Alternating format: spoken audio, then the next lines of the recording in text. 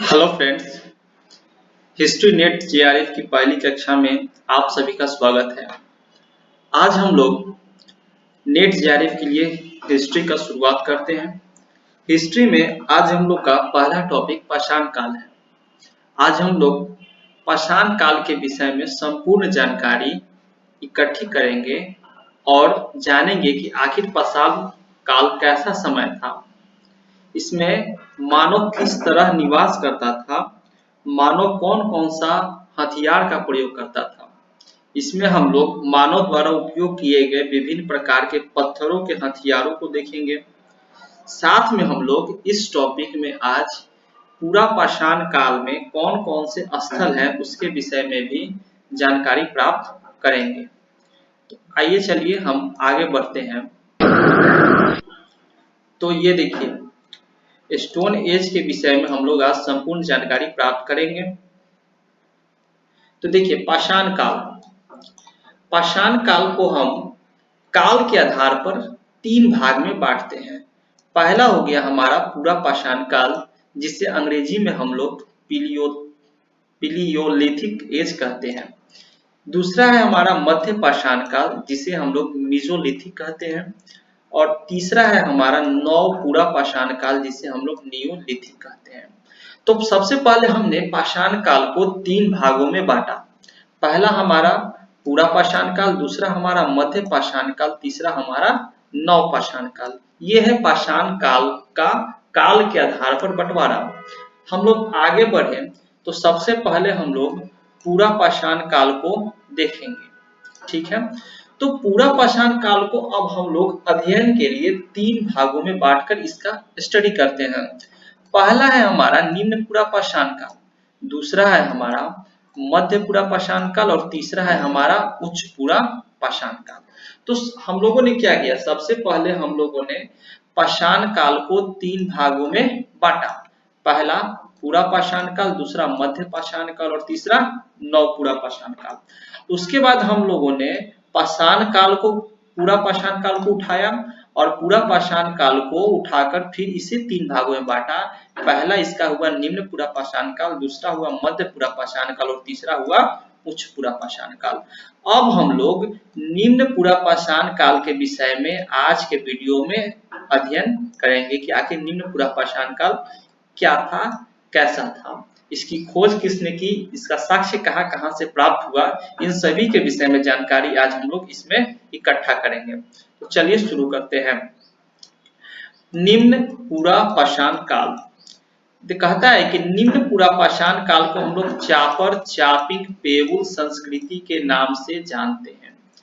Chopper चापिंग पेवुल, ये chopper चापिंग और पेवुल ये निम्न पूरा पाषाण काल का हथियार थे। आप लोग देखना चाहेंगे चापर चापिंग क्या है, तो ये देखिए, ये जो है इसको हम लोग चापर कहते थे। ये हालांकि आज का मेटल का, लेकिन उस समय ये पत्थर का हुआ करता था। ये हमारा चापर हो गया, कुछ ऐसा दिखता था, और चापिंग कुछ ऐसा दिखता था, ठीक है। और पेवुल जो है, जब ये मान लीजिए कि ये नदी बह रही है, ये नदी बह रही है और यहाँ पर कोई पत्थर रखा हुआ है, तो ये पत्थर जब नदी के बहाव से जब ये चिकना पत्थर हो जाता था, तो इसे हम लोग पेवुल कहते थे। तो वही कहा गया है कि निम्न पूरा पाषाण काल को हम लोग चापर चापिंग पेवुल संस्कृति के नाम से भी जानते हैं। इस शब्द का सर्वप्रथम प्रयोग एच.एल. मोबियस साहब ने किया था। यानी कि निम्न पूरा पाषाण काल को चापर चापिंग पेवुल संस्कृति कहने वाले सबसे प्रथम व्यक्ति एच.एल. मोबियस साहब थे। उसके बाद कहता है कि निम्न पूरा पाषाण काल या पूर्व पूरा पाषाण काल को हम लोग हस्त कुठार संस्कृति के नाम से भी जानते हैं, हैंडेक्स संस्कृति, क्योंकि इस समय पत्थर का जो हैंडेक्स प्राप्त हुआ था, उस समय ये कुछ इस तरह का था, हैंडेक्स पत्थर का बना हुआ करता था, इसलिए इसे हम लोग हस्त कुठार संस्कृति भी कहते हैं, ठीक है। अब आइए आगे, निम्न पूरा पाषाण काल को हम सोहन संस्कृति के भी नाम से जानते हैं। देखिए, अभी हम लोग निम्न पूरा पाषाण काल को किस किस नामों से जानते हैं उसके विषय में जानकारी प्राप्त कर रहे हैं। तो पहले हम लोगों ने चापर चापर चापिंग पेबुल संस्कृति के नाम से जाना। उसके बाद हम लोगों ने इसे पूर्व या निम्न पूरा पाषाण काल के नाम से जाना। उसके बाद हम लोगों ने इसे हस्त कुठार संस्कृति के नाम से जाना और उसके बाद अब हम लोग इसे सोहन घाटी संस्कृति के नाम से भी जानते हैं। क्यों जानते हैं कि इसके पीछे कारण है, क्योंकि सोहन नदी घाटी से निम्न पूरा पाषाण काल के साक्ष्य प्राप्त हुए हैं। अब आप लोग यह जानना चाहेंगे कि सोहन घाटी कहाँ है, तो सोहन घाटी हमारा आज के पाकिस्तान में पड़ता है। वहां से भी निम्न पूरा पाषाण काल के साक्ष्य प्राप्त हुए हैं, इसलिए निम्न पूरा पाषाण काल को हम लोग सोहन नदी घाटी संस्कृति भी कहते हैं। ठीक है, तो ये रहे पूरा पाषाण काल के हथियार। आप देख सकते हैं सभी पत्थर से बने हुए हथियार हैं। आगे चलिए, आगे हम लोग देखते हैं सोहन नदी सिंधु की सहायक नदी है जो पाकिस्तान के क्षेत्र में बहती है, इसलिए हम लोग निम्न पूरा पाषाण काल को सोहन संस्कृति के नाम से भी जानते हैं। अब हम लोग सोहन संस्कृति और सोहन नदी घाटी के विषय में कुछ जानकारी प्राप्त करते हैं। तो कहता है कि सोहन नदी घाटी जो है वो हमारा सिंधु की सहायक नदी है जो पाकिस्तान में बहती है। नेक्स्ट पॉइंट कहता है कि सोहन संस्कृति के 5 स्तर पाए जाते हैं, जिन्हें क्रमशः हम T1, T2, T3, T4, T5 के नाम से जानते हैं। स्तर कहने का अर्थ है कि जिस तरह एक लेयर होता है, layer by layer, layer by layer, यानी कि जब खुदाई हुआ, जब सोहन नदी घाटी का खुदाई हुआ तो वहां पर 5 स्तर पर सभ्यताएं पाई गई। हर स्तर पर अलग अलग सभ्यताएं पाई गई, जिसके कारण हमने सोहन संस्कृति के 5 स्तर प्राप्त होते हैं। नेक्स्ट पॉइंट है, कहता है कि डीएन वाडिया ने 1928 ईस्वी में प्रथम बार सोहन नदी घाटी का उत्खनन किया, इसलिए इन्हें सोहन नदी घाटी का पितामह कहा गया है। डीएन वाडिया को सोहन नदी घाटी का पितामह कहा गया। क्यों कहा गया? क्योंकि इन्होंने 1928 में सर्वप्रथम सोहन नदी घाटी का उत्खनन या खोज की, उत्खनन किया था, खोदा था, वहां पर जाकर पता लगाया था। नेक्स्ट पॉइंट है कि सोहन घाटी का सर्वप्रथम, सोहन घाटी शब्द का सर्वप्रथम प्रयोग एसडी टेरा ने 1936 ईस्वी में किया था। एसडी टेरा साहब 1936 ईस्वी में आते हैं और उन्होंने सोहन घाटी शब्द का सर्वप्रथम प्रयोग किया था, जबकि डीएन वाडिया ने क्या किया था, 1928 ईस्वी में सोहन नदी घाटी के स्थान पर जाकर वहां पर खुदाई की थी और सोहन घाटी शब्द का सर्वप्रथम प्रयोग एसडी टेरा ने किया था। तो ये है हमारा सोहन नदी घाटी, आप लोग देख सकते हैं, ये है सोहन नदी घाटी जो पाकिस्तान में पड़ती है, हमारा सोहन नदी घाटी। आगे देखते हैं हम कि एचडी टेरा और पीटरसन नामक व्यक्ति ने यह सिद्ध किया कि निम्न पूरा पाषाण काल का समय सेकेंड अंतिम हिमयुग का समय था। एचडी टेरा और पीटरसन दो इतिहासकारों ने एक साथ मिलकर आए, उन्होंने यह साबित किया अपने साक्ष्य के आधार पर कि जो निम्न पूरा पाषाण काल का समय था वह धरती पर अंतिम यानी कि सेकेंड हिमयुग का समय था।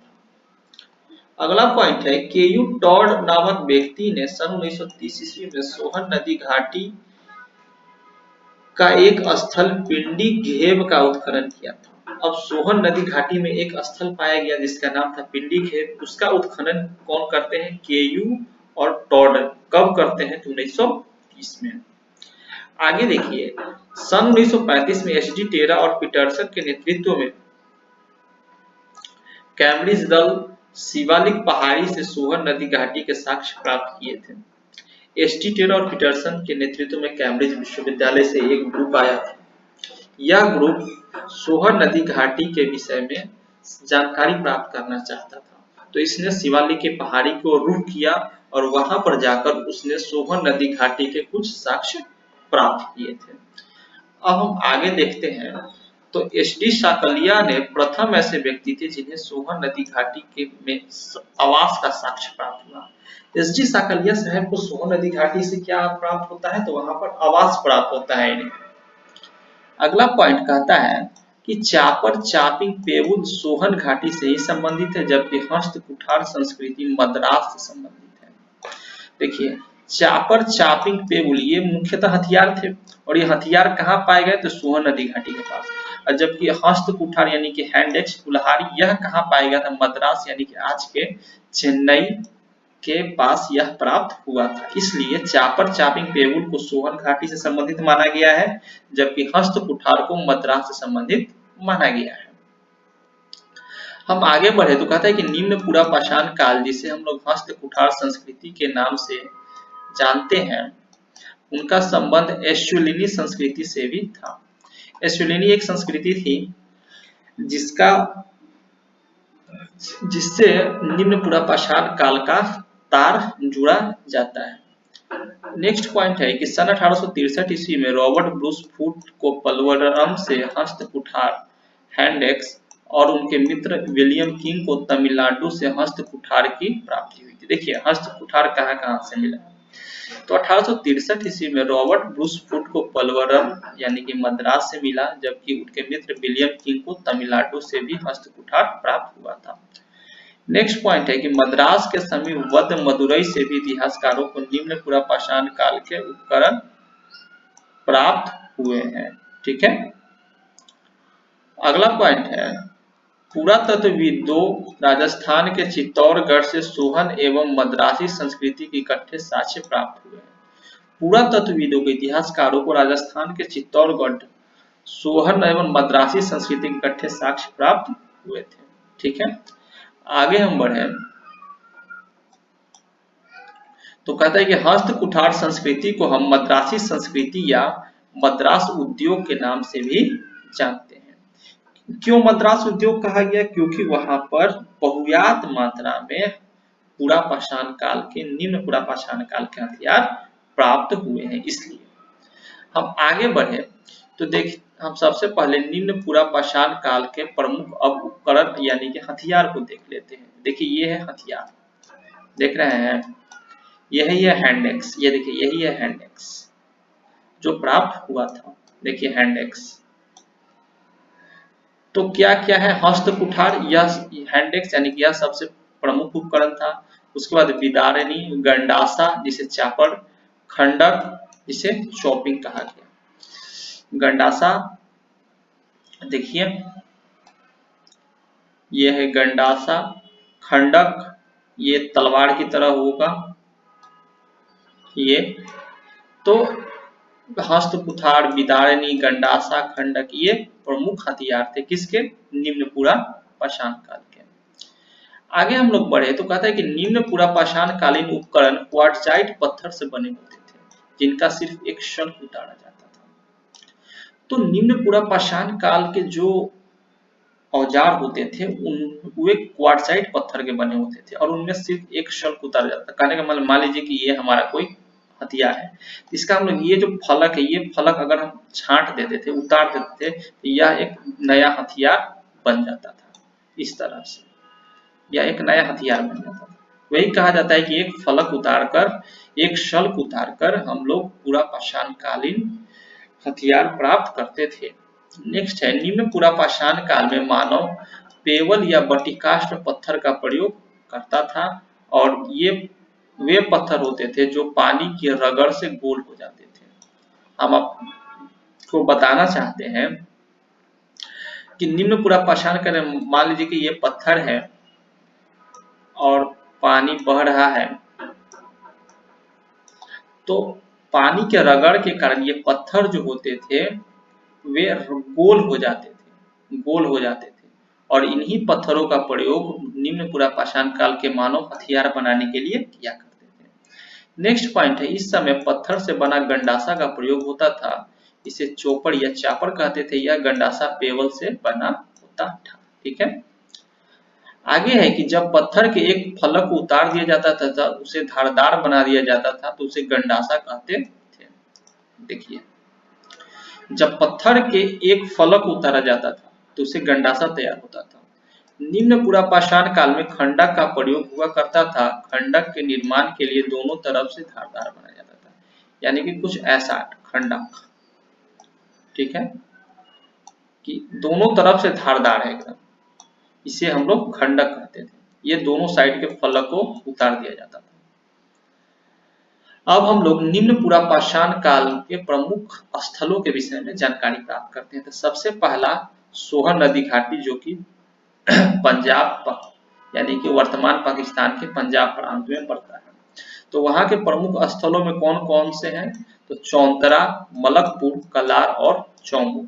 चौंतरा, मलकपुर, कलार और चौमुख सोहन नदी घाटी पंजाब के प्रमुख निम्न पुरापाषाणकालीन स्थल है।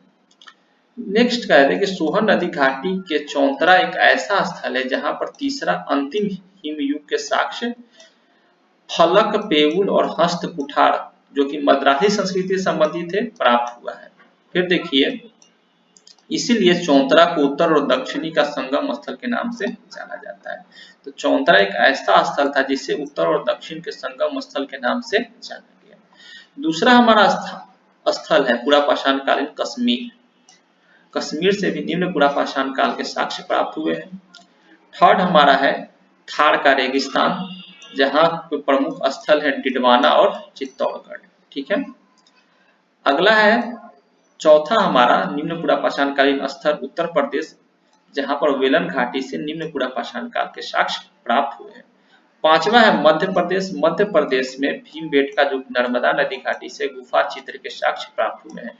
ये देखिए, ये जो है ये भीमबेटका में गुफा चित्र के साक्ष्य, गुफाओं में ऐसे निम्न पुरापाषाणकालीन मानव चित्रकारी किया करते थे।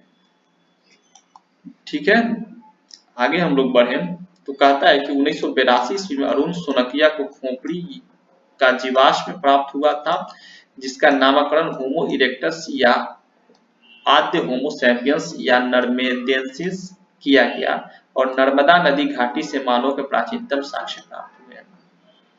तो 1982 में क्या होता है कि अरुण सोनकिया नामक व्यक्ति को एक खोपड़ी की प्राप्ति होती है, जिसका नामकरण उन्होंने होमो इरेक्टस या नर्मेदेंसिस रखा, क्योंकि ये नर्मदा नदी के पास प्राप्त हुआ था और नर्मदा नदी घाटी से मानव के प्राचीनतम साक्ष्य भी मिले हैं। अगला हमारा छठा स्थान है वो है तमिलनाडु।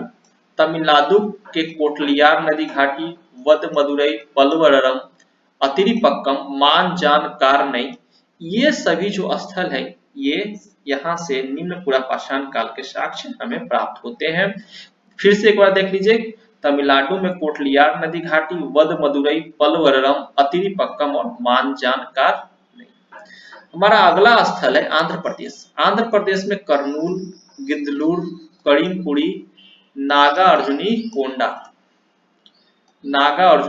कोंडा ये प्रमुख स्थल थे आंध्र प्रदेश के, जहां से हमें निम्न पुरापाषाण काल के साक्ष्य मिले हैं। अब कर्नाटक में इस्लामपुर से पुरापाषाण काल के साक्ष्य प्राप्त हुए हैं और निम्न पुरापाषाण काल में जो इस्लामपुर था वह पाषाणकालीन औजार बनाने का केंद्र हुआ करता था। और हम कर्नाटक के सोन नदी घाटी को भी देखें तो वहां से भी हमें निम्न पुरापाषाण काल के साक्ष्य प्राप्त हुए हैं। सोन नदी घाटी के सिहावल अगर हम जाते हैं तो वहां से हमें प्राप्त हुए हैं। अब हम लोग कुछ एक छोटा सा नोट पॉइंट देख लेते हैं। कहता है कि भारत में सिंध प्रांत और केरल को छोड़कर सभी स्थानों से निम्न पुरापाषाण काल के हमें साक्ष्य प्राप्त होते हैं। तो भारत में अगर हम सिंध प्रांत और केरल को छोड़ दें तो भारत के सभी प्रांत से, लगभग सभी प्रांतों से हमें निम्न पुरापाषाण काल के साक्ष्य प्राप्त होते थे। तो आज के लिए इतना ही। हमें उम्मीद है कि आपको वीडियो काफी ज्यादा पसंद आया होगा। अतः वीडियो को लाइक करें, शेयर करें और चैनल को सब्सक्राइब करें। बहुत बहुत धन्यवाद।